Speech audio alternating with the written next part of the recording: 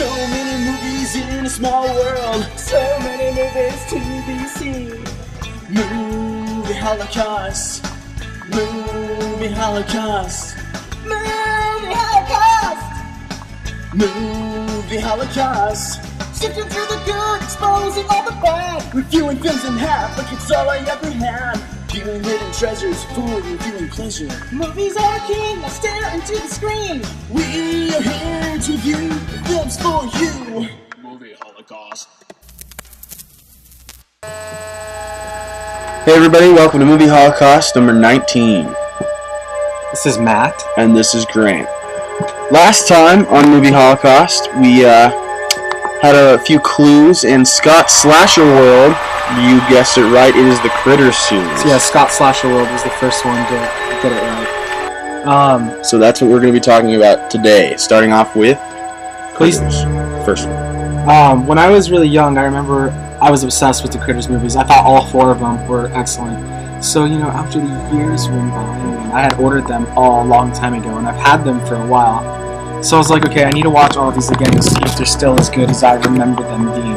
And I had only seen the first one, so watching 2, 3, and 4 was a completely new experience for me. Radar control, but this is prison I still love the first one. First one is good, and it's got... The first one's really cool. The first one's the one that takes place on the farm. The entire movie is based like the farm town and at the Browns' house and the Browns' barn and stuff. It's got Dee Wallace in it. Dee Wallace Stone. It's got a young Billy Zane in it. Yeah. It looks pretty pimpin' in the movie. This one, like in the first couple one, this is the one that has the bounty hunters come to Earth, and it's really cool because it has this whole outer space like sequence with these like alien Star Wars type looking creatures, and these bounty hunters basically are coming down to Earth where the critters escaped to because they're little shitheads and they got away, and basically they're gonna eat people and stuff. So the two bounty hunters, they don't have faces. So what they have to do is they have to like find people's faces and become them. And for whatever reason, the main guy like lands on this random rock star dude that I guess he thinks looks pretty cool. But yeah, even when they don't have faces, they're like green faces are pretty cool.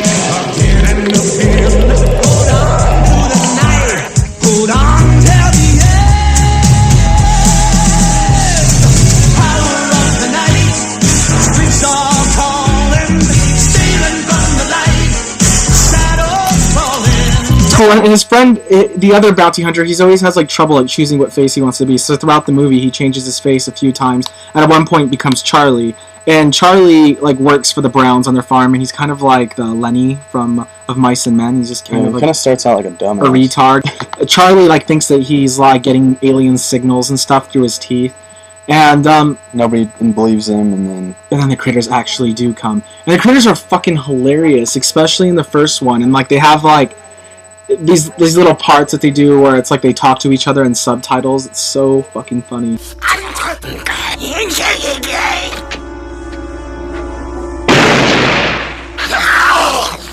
It was cool at the end of Critters 1 how they left some eggs in the barn. I don't know, I thought it was... And the cool thing too, like they only did this in the first Critters. The critters actually could like grow, like their size would change, and that was really awesome. And then there's Critters 2, which is my personal favorite of the whole series. Yeah, Critters 2 is pretty badass. This is directed by Mick Garris of like The Stand, the Stephen King movies. This one takes place back in Grover's Bend, I think it's called, the town that they live in. The Browns have moved away, but Brad Brown, the ginger, the ginger, he's still there.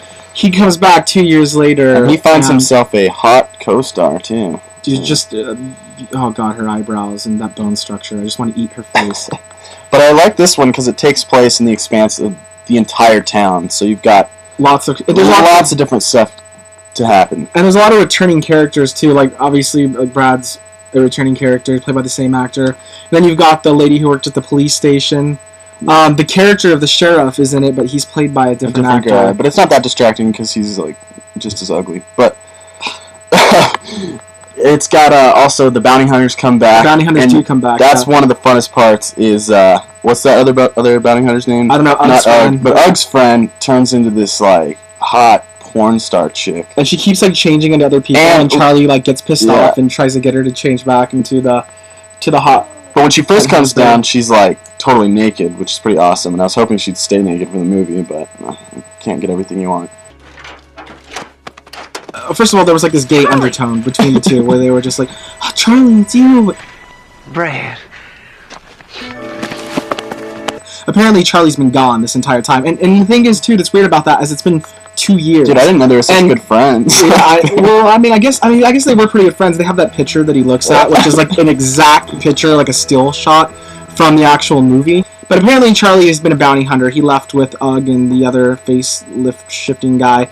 But the thing that's weird is it's been 2 years since the original, so those eggs that were left in the barn at the Browns, randomly decided to hatch. yeah, they waited 2 years. She was the day that Brad decides to come back to hatch. She was the one with the Easter Bunny thing, though, right? Yeah, that scene's the infamous funny. Easter Bunny scene.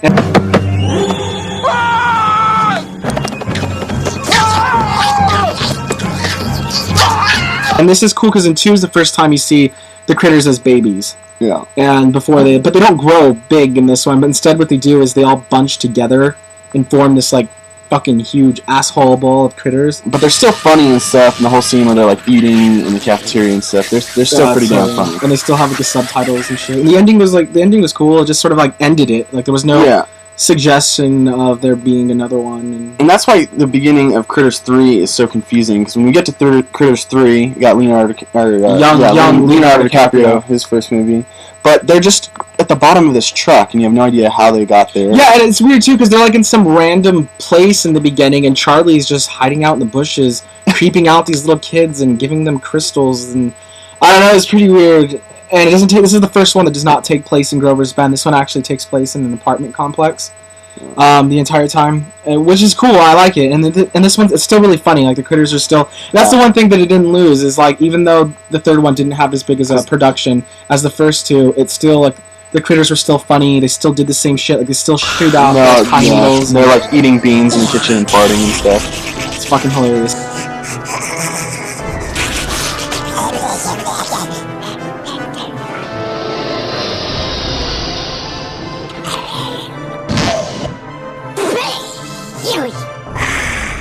And they also do other stuff that they don't do in any of the other critters in this one. Like, this one can like scream out loud, and he basically gets the attention of all the other critters to back him up.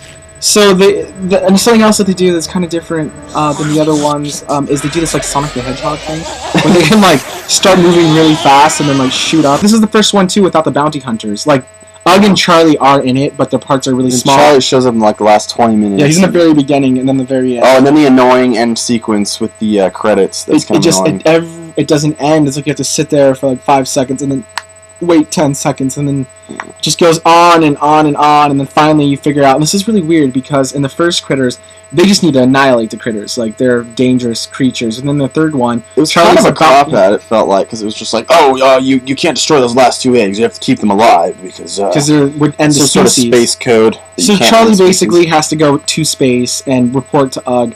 And yeah, that was another thing too that was different about Critters 3. There was no like space aliens and stuff. So I'm like, okay, awesome. They're gonna go to outer space in the fourth one.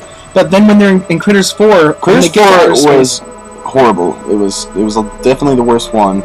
Which is weird because I really like the first 3. The first 3 were really awesome, but it's just weird that when they do get to space, all those like Star Wars looking aliens that you saw in the first 2 Critters, like they don't. It seems like they don't exist. And it shows the critters about twice in the whole movie, and they're trying. Yeah, they're probably like 3-4. They're trying to make it like this, like suspenseful, like drama. Like you really care about the characters or something. It's not funny. The pilot's an asshole. The whole cast, you're not really interested what happens to them, and they're like trying to make it like a slow burn type of movie, like Alien or something. But it does have Brad Dourif, which is cool, and it's got Angela Bassett in it. But yeah, the fact that it was so serious is totally like was a betrayal to the former ones in the series. And like they still do some of the things the same, like the subtitles is in it, but it's not even funny. They're so serious in it, and it does show them as babies taking again. over the world this time. Yeah, they are, but it's cool to see them as babies again, which is something you only saw in the second Critters. But they don't shoot out the pine needles, they don't grow, they don't do anything else, they're barely in it. And there's this like one scene where they're in this laboratory and there's like these weird like looking critter things, which was kind of bizarre. Cool. It was the only part that was actually sort of cool, but then it's annoying, there's scenes that don't make sense, like... And then Ugg's a bad guy all of a sudden. Ugg's a bad guy, he comes back like, is like this evil emperor dude, totally against Charlie. Charlie has to take care of him, and it's like, there's a lot of scenes that don't make sense. Like, there's a scene where she's trying to stomp out all the eggs, and they're like, "Oh no, stop!" And it's like, what the hell? it really doesn't make sense. It's really boring. It's really slow, and it's the worst one. So it's kind of a shame. It sucks that that's how they had to end the series, was with the ultra serious Critters 4. But, I don't know, the first 3 are still classics. Like, I love the first 3 Critters. All in all, Critters, thumbs up. Sweet. Okay, so for the next time that we do Movie Holocaust, we're going to do another series. And I hope that these clues aren't too confusing, but a hint is they are a little misleading. So here's the 3 clues to what series we're going to be reviewing on the next Movie Holocaust. First clue is Zelda. Second clue is television. The third clue is coach. So, figure it out. And we'll see you next time on Movie Holocaust.